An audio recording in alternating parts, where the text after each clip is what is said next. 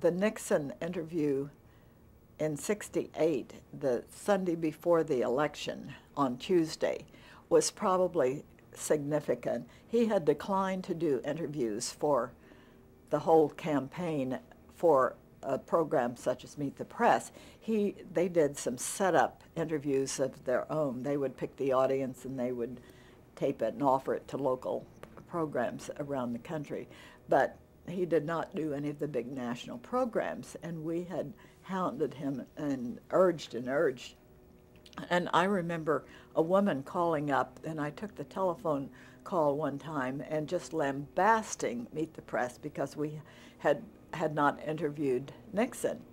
And I said, we would love to interview Mr. Nixon, but he has declined to go on. Repeated invitations have gone to him. She said, what? And I said, yes, he just does not want to do that. And she said, well, I know some of those people. I'm going to talk to them. That's outrageous if you won't do it.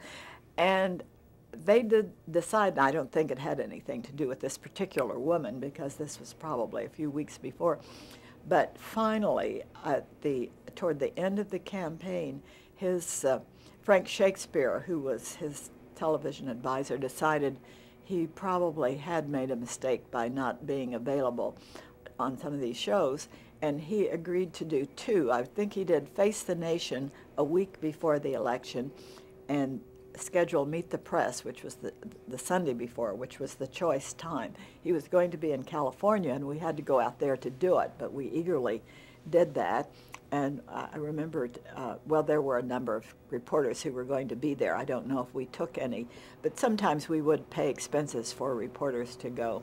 One of the reporters who was on the panel out there was Haynes Johnson, a Nobel Prize-winning writer who was with the Washington Post, and he traveled right after the show, went through the South, he said, for the last day or so of the campaign, and he said he heard many favorable comments about how Nixon had done on that program, and that he really thought it was conceivable that could have made the difference in the election. You never really know, you can't prove, but it certainly, we thought that Nixon handled himself quite well on that show, and I know Frank Shakespeare has said it was the one mistake he felt they had made in the campaign was not to have done some interviews such as this earlier.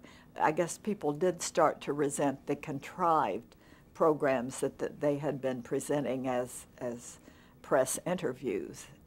You just can't interview yourself, which in essence is what they were doing.